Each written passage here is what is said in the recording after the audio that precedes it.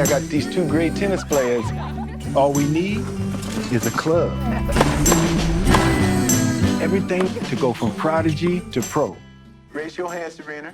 Venus Williams. Paul Cohen was the first professional coach that Richard Williams brought Venus and Serena to, when he'd taken them as far as he could when they were little girls. And when a lot of other coaches just sort of laughed Richard off, Paul agreed to take them on. What you think?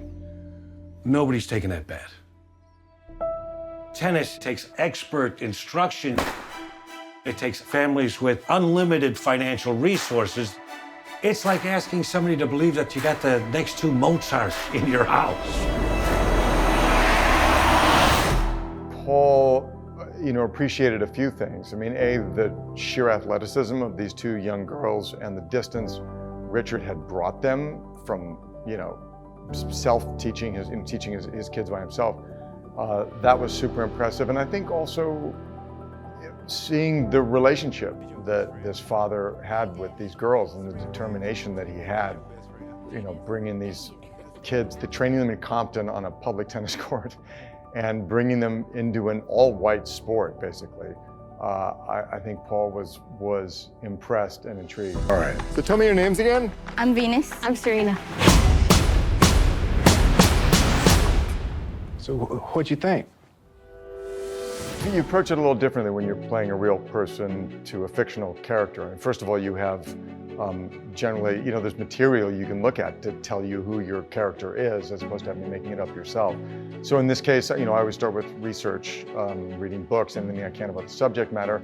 And I saw online, I was reading up about Paul Cohen, who's a very interesting guy and has had a really interesting career.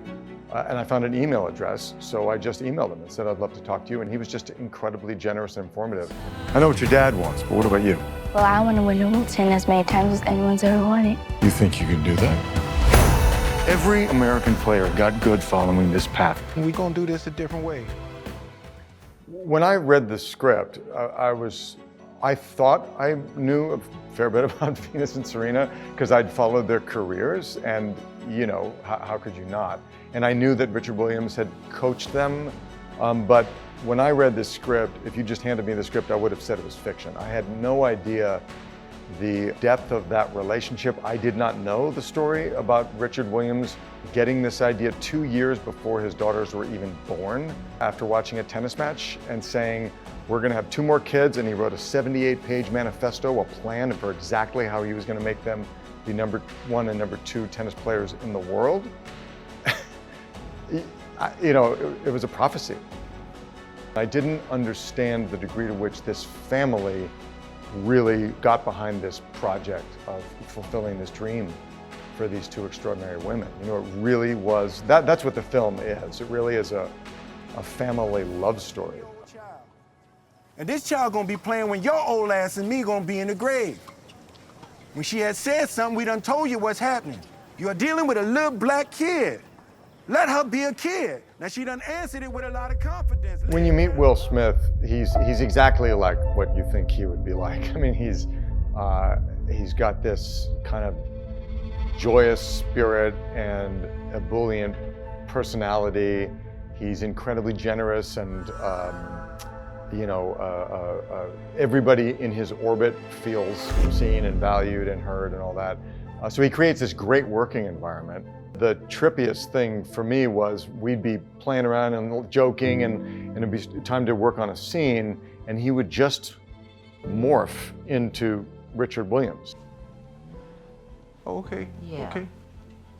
You all need to look around. Go ahead, you can check on in the cupboards. Maybe you can go check under the beds, make sure it's no monsters. It's a little wet for practice, don't you think? Don't the girls have schoolwork to do? They do their homework. Tundi's first in her class. Lynn and Isha are too. That's right. Girls, spell civilization. His dialect, his physicality would shift.